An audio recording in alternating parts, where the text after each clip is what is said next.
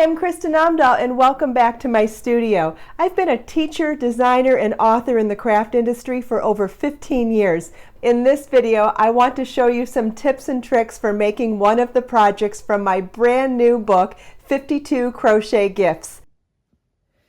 In this video, I'm going to show you how to make the Natalie Headband Scarf. This dainty scarf can be worn around the neck or easily double as a hair accessory too.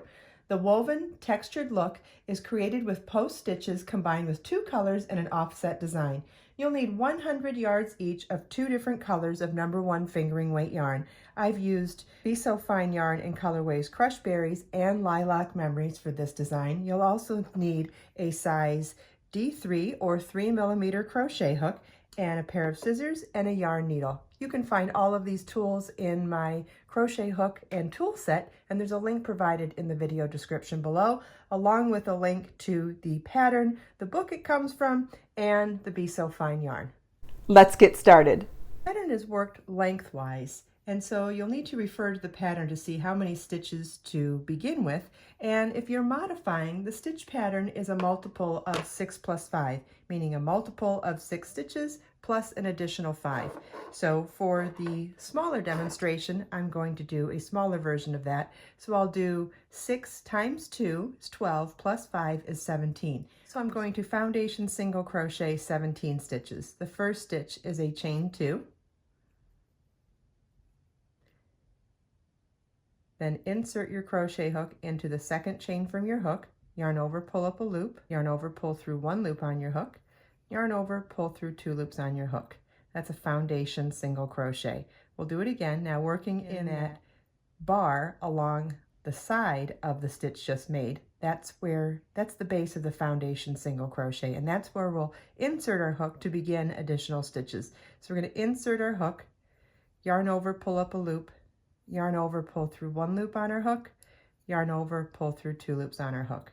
And that would count as our third foundation single crochet. Now working in that side loop again, we'll insert our crochet hook, yarn over, pull up a loop, yarn over, pull through 1 loop on our hook, yarn over, pull through 2 loops on our hook. And you want to repeat that till you have the correct number of foundation single crochets to start your scarf. This is what the end of row 1 should look like. And again, however many stitches you're doing, make sure it's a multiple of 6 plus 5. Row 2 begins. Row 2 is going to be with color A again. I'm using different colors for the tutorial than I did in the main project. This color A is Passionate Plum, and the next color will be Tropical Hot Coral.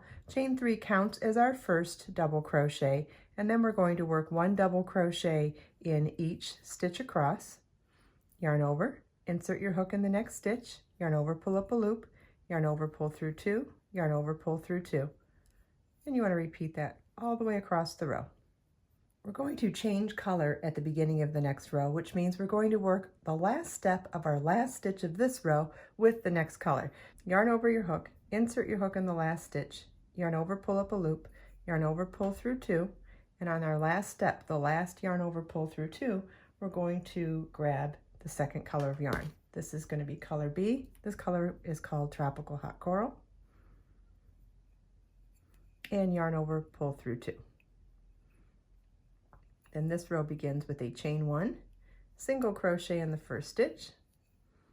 After I do that first stitch, I'll pull down on my tails and my working yarn from the last color to snug them up, and we'll secure those at a later time.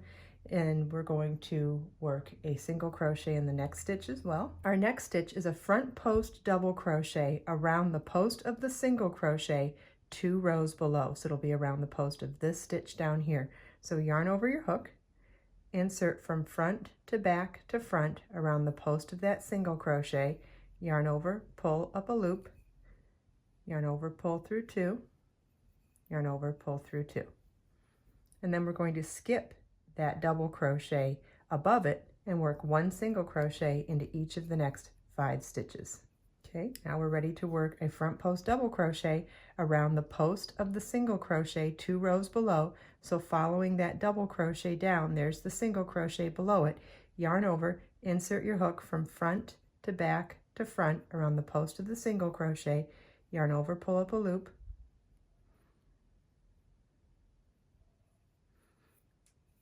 yarn over, pull through 2, yarn over, pull through 2. So now we're going to skip that double crochet that we worked the corresponding into the stitch below. So we'll skip that one and then go back to single crochet into each of the next 5 stitches. And you'll want to repeat this all the way across. Then when we have 3 stitches remaining, we'll work front post double crochet around the post of the single crochet 2 rows below, and 1 single crochet into each of the last 2 stitches. And that's what the end of row 3 should look like. Row 4, we're going to repeat row 2, which is chain 3, turn our work, and 1 double crochet in each stitch across.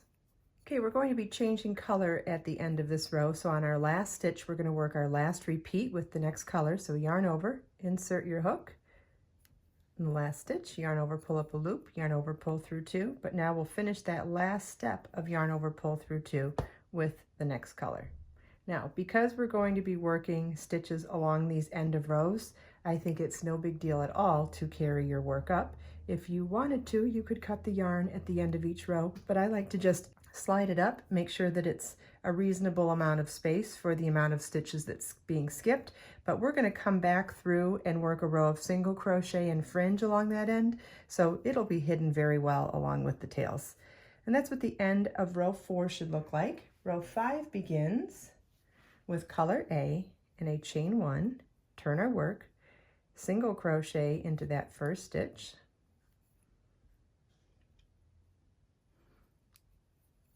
and each of the next 4 for a total of 5 single crochets at the beginning of the row.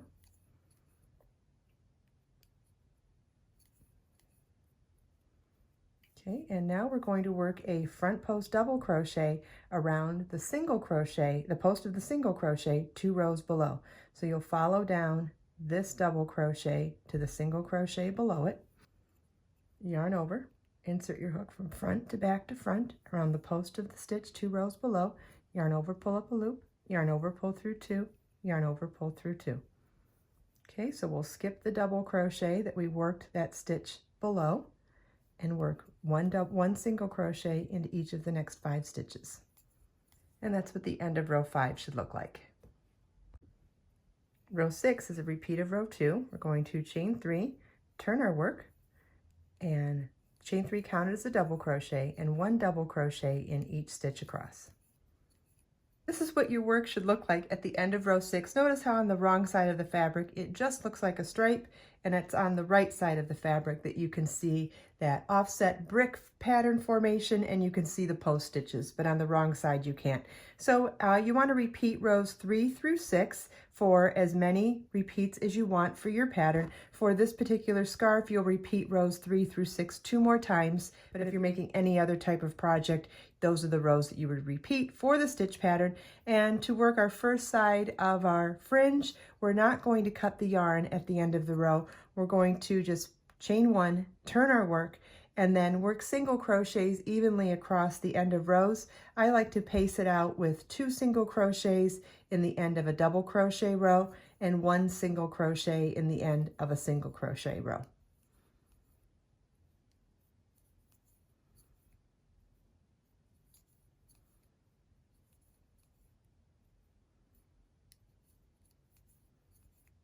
Okay, that's what row 1 of the edging should look like. So then we're going to work our fringe row next, and that is a chain 12.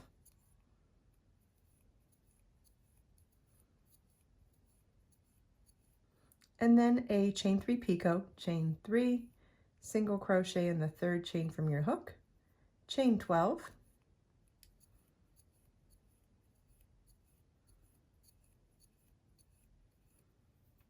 and then coming back down to that first row, we'll single crochet, or sorry, we'll slip stitch into the next single crochet along that previous row. And that's what our first fringe should look like. Notice how the chain 3 picot in the center of the fringe actually makes it look like there's a little bead there. I really like that. I'll show you one more. We're going to chain 12.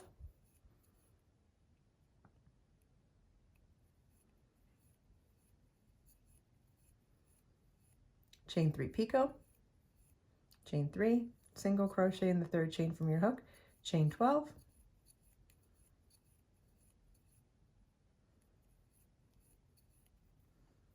and slip stitch into the single crochet, the next single crochet on the row below.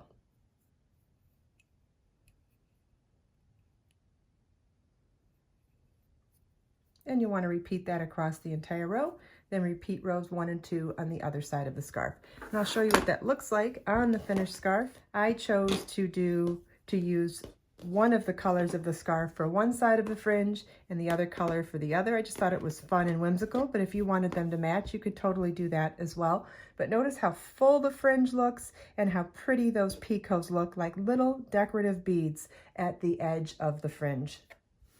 I hope you enjoyed this video. If you have any questions, please leave them for me in the comments. And don't forget, all the links from the things that we talked about in this video are available in the video description below. Let us make time to create, share, and inspire today and every day. I'll see you in the next video.